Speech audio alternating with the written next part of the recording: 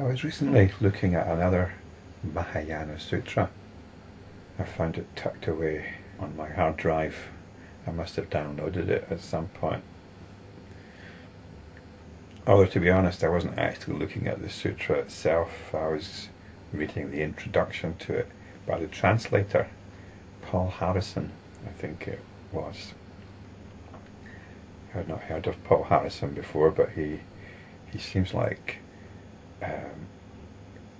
quite a formidable figure, like Suzuki himself and Edward Conze, and I'm just so impressed by some of the scholars that have worked on these ancient texts.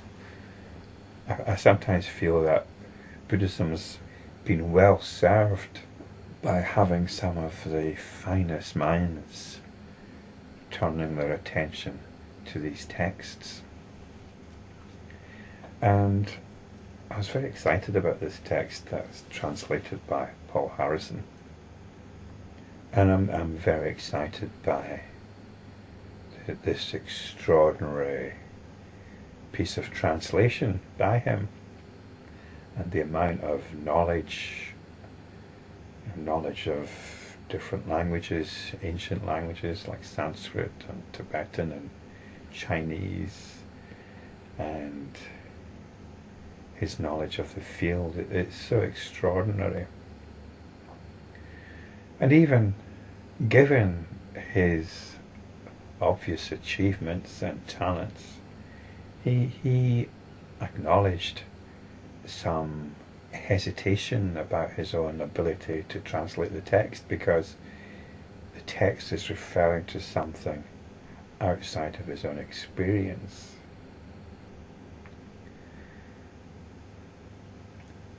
Which kind of makes me wonder why he should be drawn to it in the first place.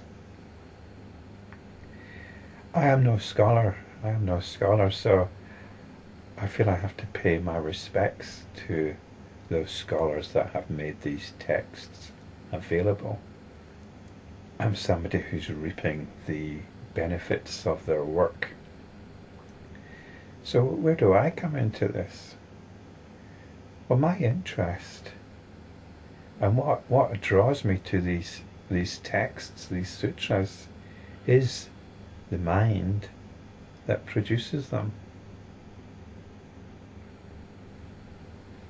I could have said minds that produce them, because they're obviously written by more than one person, and it's quite possible these works are not the work of any individual person, but the accretions of the efforts of several people. But I'm going to stick to saying the word mind, because they seem to me to come from the one mind. This is the extraordinary thing. These texts are such extraordinary documents. Perhaps this is what the scholars are picking up on. There's nothing else like them. There's nothing else like these Mahayana Sutras. I don't think there's anything special about me, but for some reason I feel that I can touch this mind. So it's not so much I'm interested in what this mind has written. I'm interested in the mind itself.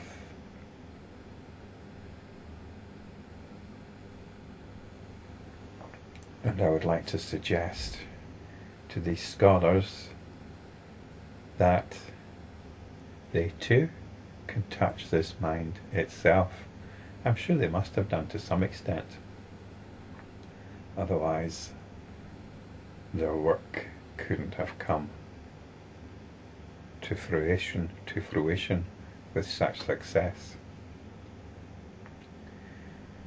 Anyway, this is all by way of welcoming you too to this mind. Because no matter what you're doing, you've chosen to listen to this video. And I endeavour in my life, I was going to say routine, but I'm not sure I have a routine.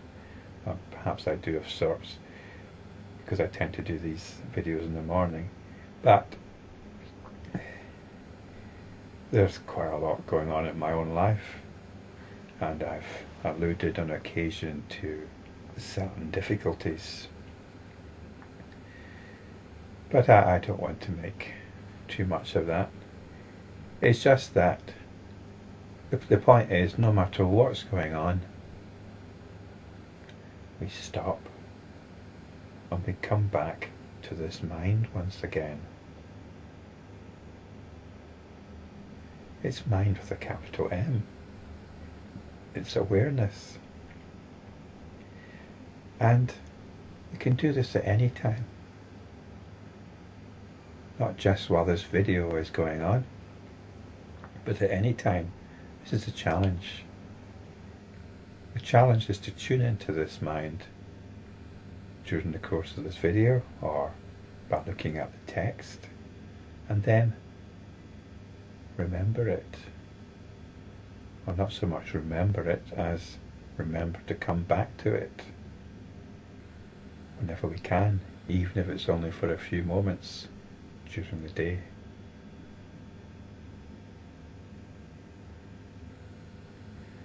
And that's what these verses are about. You can take these verses with you. Perhaps you could even make your own videos. This is the best way of entering into something like this, is to teach it.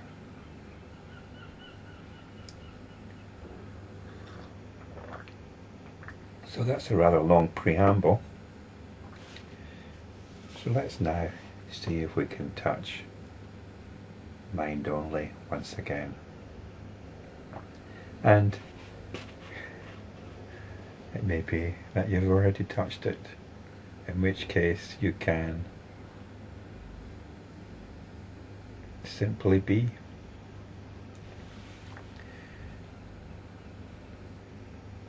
Well, I get on with verse 648.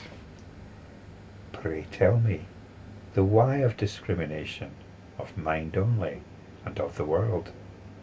Why is the world said to be disjoined from causes, discarding qualified and qualifying?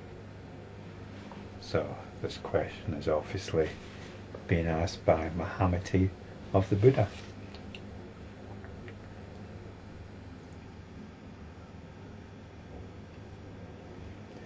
And the first part of the verse describes the situation, and the second part actually is about removing ourselves from the situation. In other words, it's about spiritual practice. So pray tell me the why of discrimination of mind only and of the world.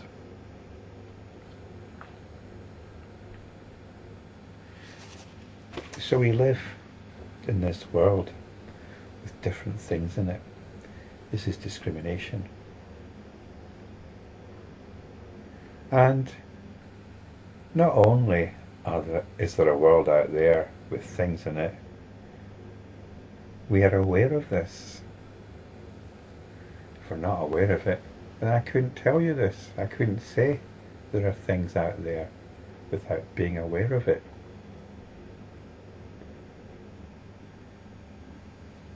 And it's this awareness that we come back to. Now the trouble with coming back to this awareness is we take this world as real. But we only take it as real because we're aware of it. Whatever we're aware of becomes real. It only becomes real because of the power of awareness.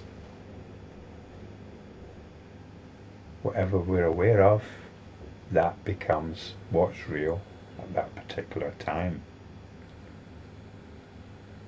So if you're in a dream, your awareness is operating, and the dream is what is real. If you're watching a movie, then That's what you're aware of, and that's what becomes real. This is the power of consciousness, sometimes called the power of Maya. We believe in our stories. We believe in whatever story is brought to awareness. Everything is really simply stories in awareness. And a story here is simply another word for discrimination. It's taking a particular angle on what's going on and believing in it. This is discrimination. As spiritual practitioners, we want to come back to the awareness itself, the awareness which gives everything its reality. It's the awareness which is hearing this.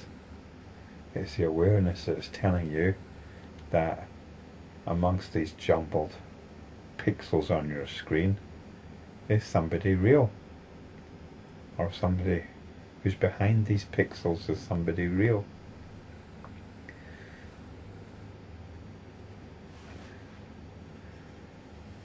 So never mind all that.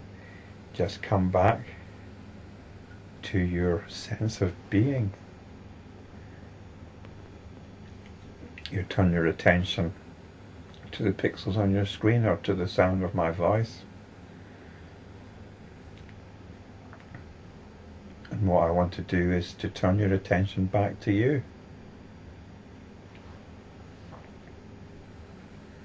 Come back to the you that's hearing or seeing this, because that's where the whole world arises. It comes together at the center of your being.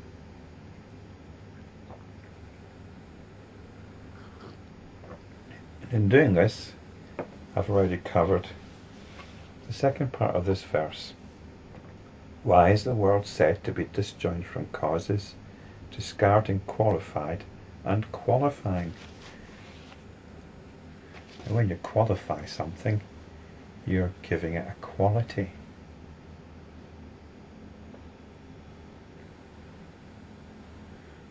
We're saying, I could say that this cup is warm, but actually warmth is what is happening here. Colours are what is happening here, not out there. The taste of the coffee in the cup is what is happening here. The feeling of the cup, its hardness, it's what is happening here.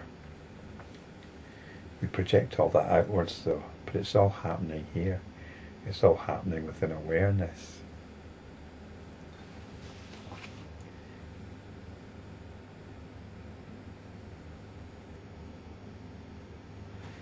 So the cup is what is qualified, and my discriminating mind is what is doing the qualifying. So we discard that.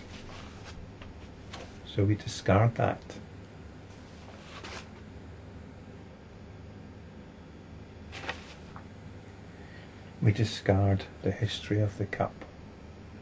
We're discarding its causal history. Discarding the history of the coffee that's been put into it.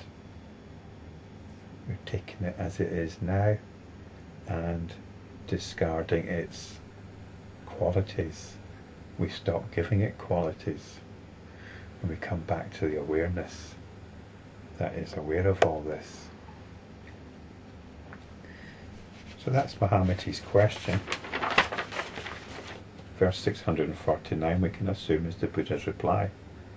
The mind is seen as manifold when visible forms are discriminated, as it is not clearly perceived that what is seen is of the mind. There is something other than the mind, because the dualism of a mind and an external world is clung to. So the mind is seen as manifold when visible forms are discriminated. And this is awareness once again, when we're no longer attending to our prime awareness, we get caught up in the visible forms that are discriminated. And of course, visible forms relates to all of the senses here, not just to sight. Because we lose sight of the awareness, it is not clearly perceived that what is seen is of the mind. We assume that there's something other than mind. Because we've got this idea of an external world and a little mind, a brain, that is perceiving it. That's the frame of reference we tend to relate to. And it's a limiting, diminishing one. It's got its uses like a map has, but it's not reality. Now there's just one final point. When I say I'm aware of the cup, that's one thing. But are there two things going on here? Is there awareness and is there a cup?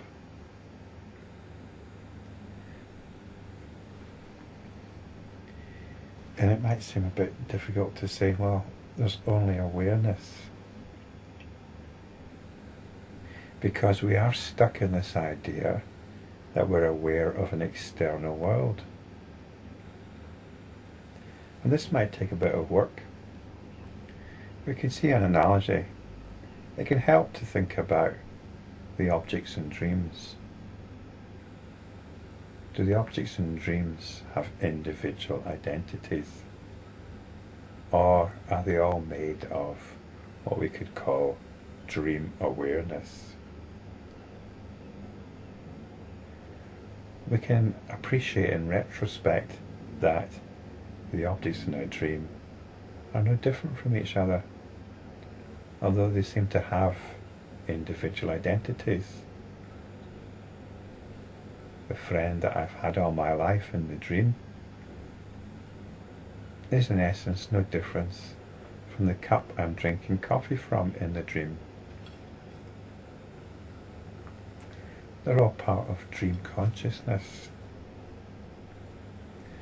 So this is something worth contemplating.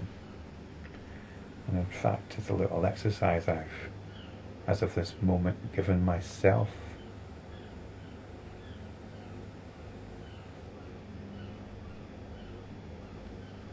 We must allow the notion of an external world to melt in to the realization that it's only awareness, and it's not awareness of anything.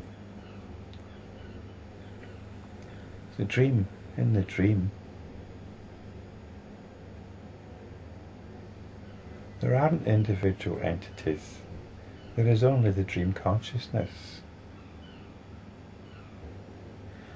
Or there is only consciousness, because that dream consciousness is no different from the waking consciousness.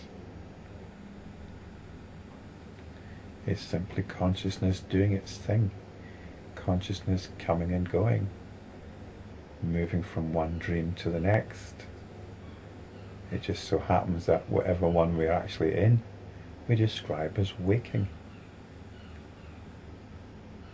Because this is the power of Maya. Whatever dream we're in, we take as reality. Then afterwards, we'll dismiss it as something else, or simply forget about it altogether.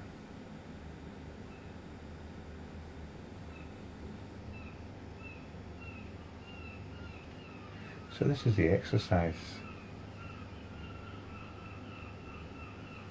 This is the practice.